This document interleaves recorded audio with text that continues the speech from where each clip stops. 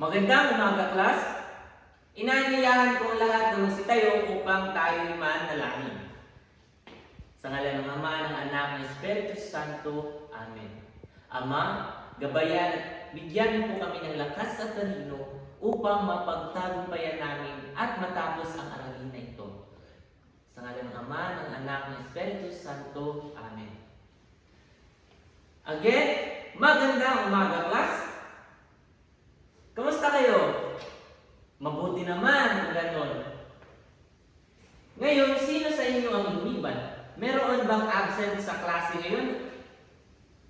Wala? Mabuti naman kung walang absent. Dahil dyan, bigyan natin ng ating kanya-kanyang sarili ng 3 palakpakan. 1, 2,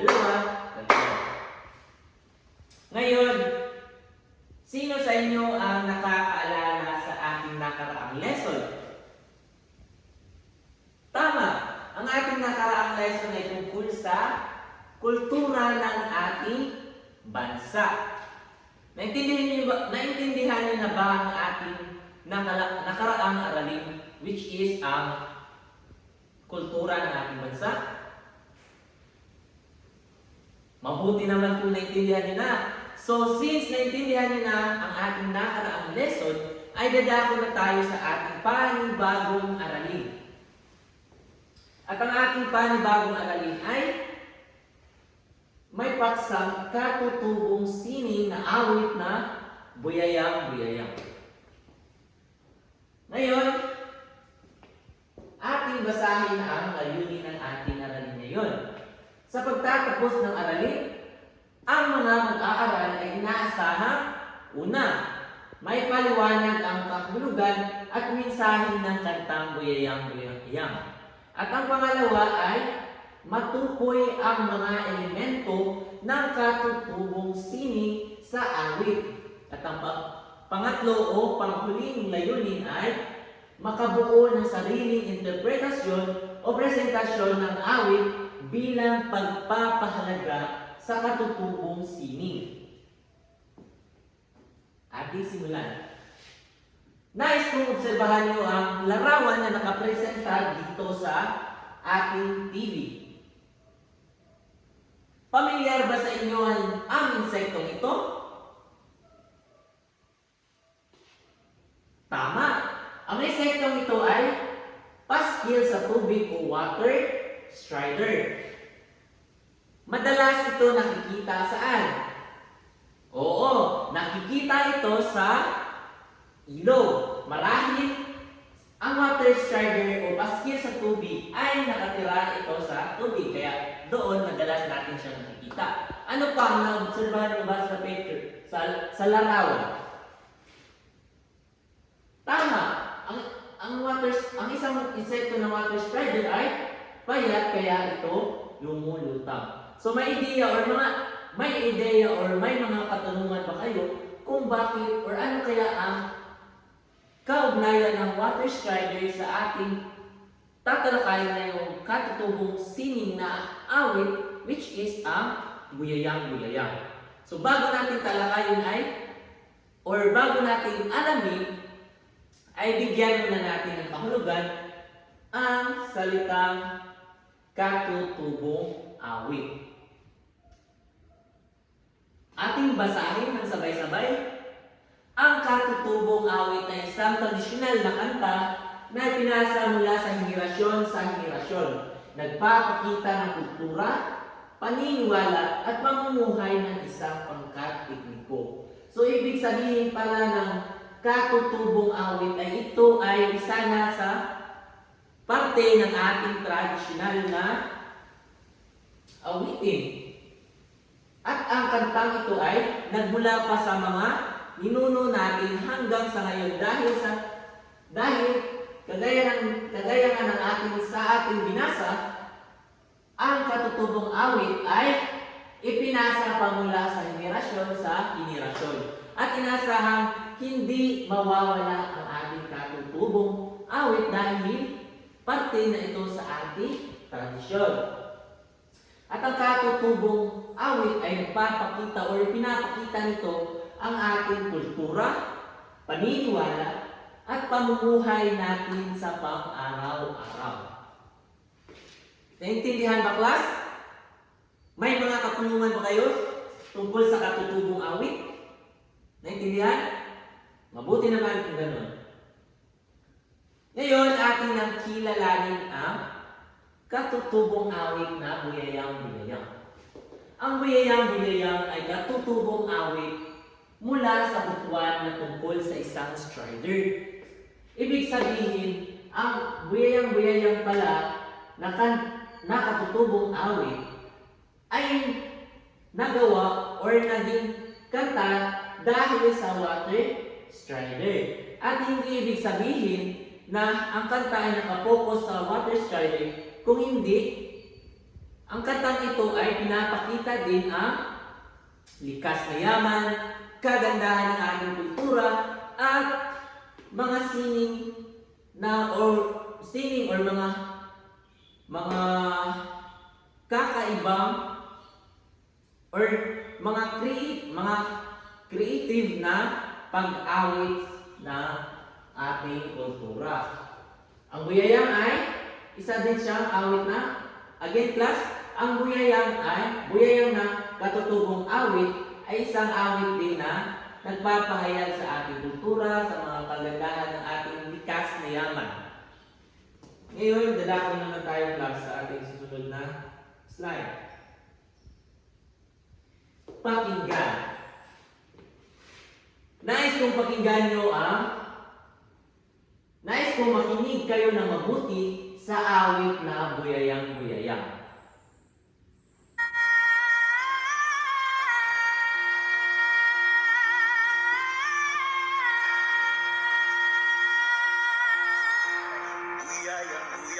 Buyayang sa tubig,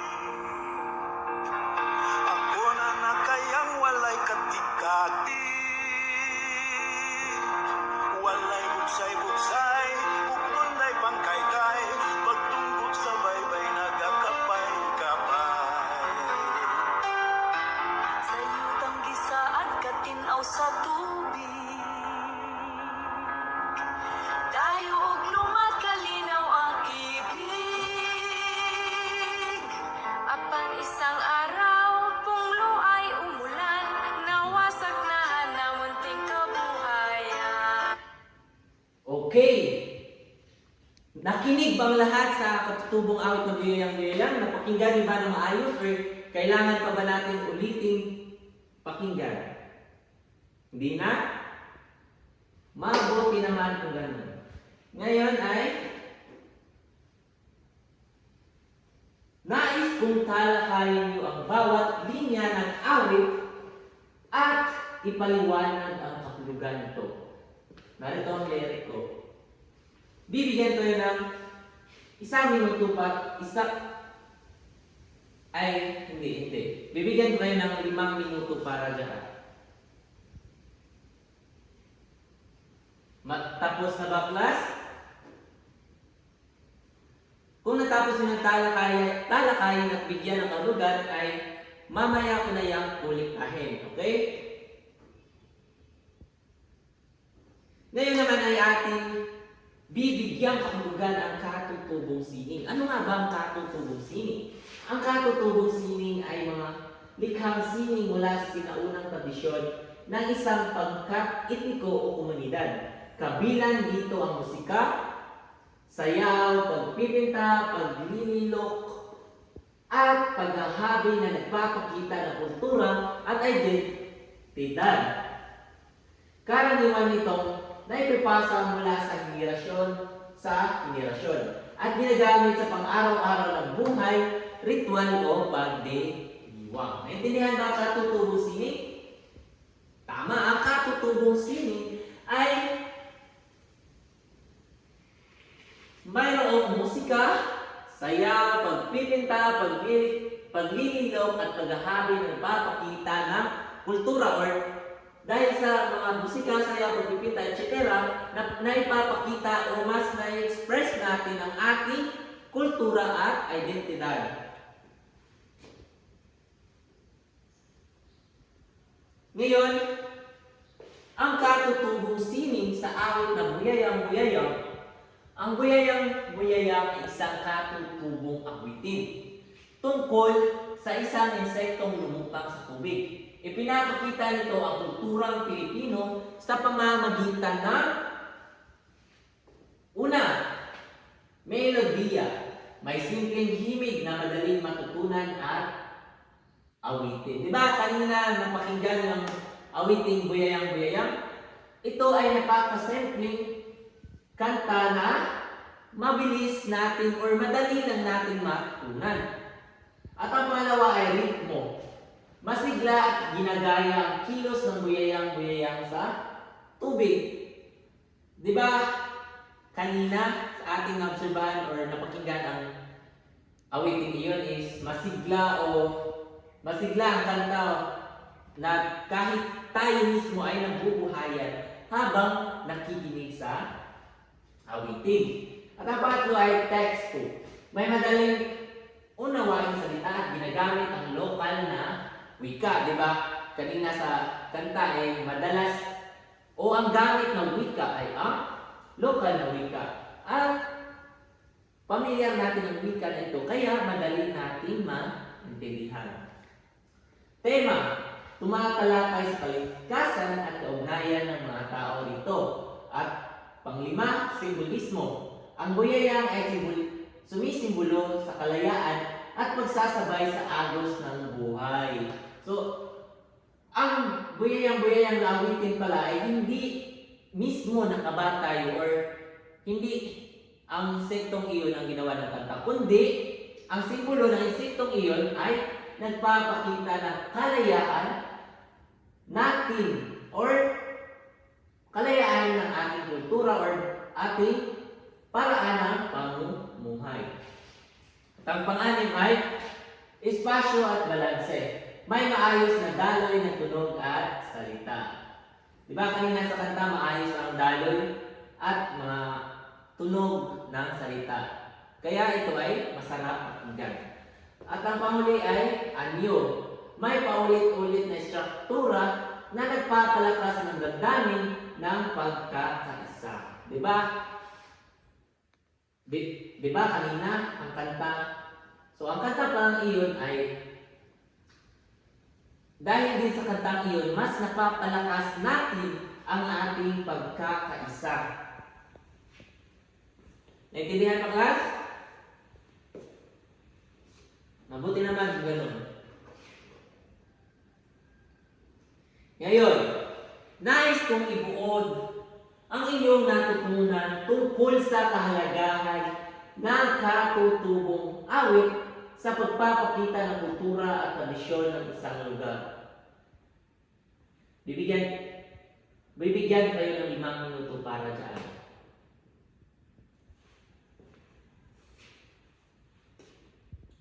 Tapos na ba, class? Okay. So bakit nga ba? Ano nga ba ang kahalagahan ng katutubong awit sa pagpapakita ng kultura at tradisyon ng isang lugar?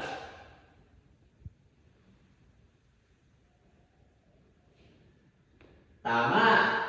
Sa paraan ng ating katutubong awit, mas naipapakita or mas napapahayag or naipapakita natin hindi lamang sa ating bansa kundi sa buong mundo na ipapakita or na-representa natin ang ating kultura. At mahalaga ito dahil kung wala ito, marahil hindi din natin ipapahayag o may papakita ang ating mga kultura at tradisyon. Naintindihan ba, class? Ngayon, dadakon naman tayo sa ating paglalakad. Magkakaroon tayo ng pangkatang gawain. This will be the group 1 at ito naman ang group 2. Nais kong lumikha kayo ng isang maikling presentasyon. Halimbawa, pagkanta, pagsasagula o pagguhit na nagpapakita ng kanilang interpretasyon ng awit na Buyayang-Buyayang. Naintindihan ba ang ating panuto? Buti naman kung ganun. Okay? Magtulungan kayo para dyan. Bigyan ko kayo ng sapat na oras.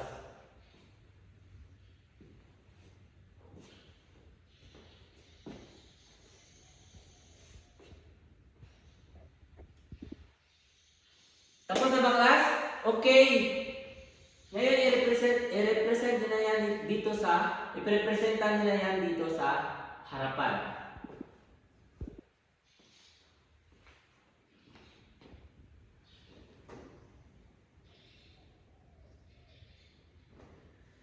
Mahusay! Lahat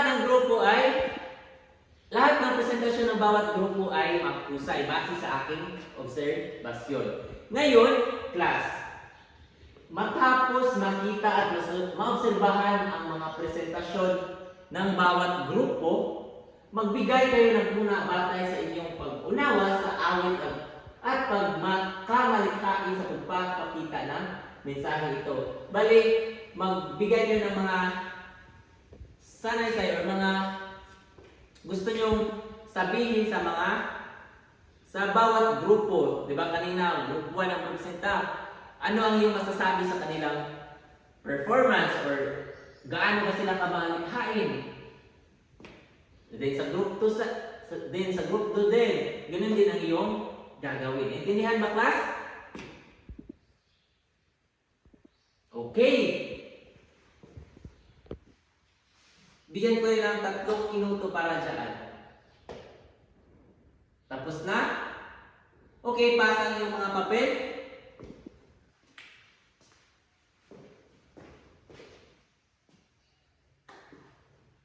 Okay. Next is ang iyong takdang aralin.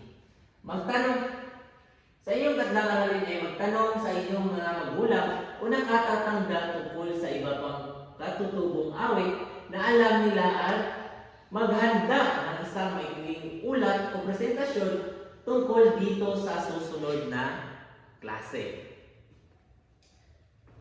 Naintindihan ba ang ating takdang aralin? Okay. Okay, class. May natutunan ba kayo sa ating aralin ngayon? Mabuti naman kung may natutunan kayo. Ano-ano yun? Tama, pahalagahan ng ating kultura. Ano pa? Tama, ang kahalagahan ng katutubong awit. Ano pa? Tama rin, kagandahan ng ating kultura. Ano pa?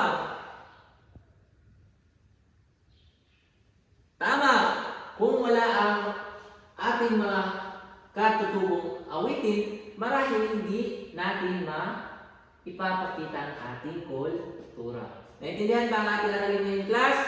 May mga katanungan po ba kayo? Wala na? Mabuti naman kung gano'n. Bigyan natin ng palakpakan ang ating kanya-kanyang sarili. Okay, class? Since ito na ang pagtatapos ng ating aralin, inaanyayahan ko ang lahat na misitayo para sa ating closing prayer. Sa ngalan ng Ama, ng Anak, ng Espiritu Santo. Amen. Ama, salamat po at dinagbayan po kami sa aming aralin ngayon. Salamat dahil binigyan niyo po kami ng talino at lakas at natapos din sa wakas ang aming aralin. Sa ngalan ng Ama, ng Anak, ng Espiritu Santo. Amen. Yun naman, class. Maraming salamat.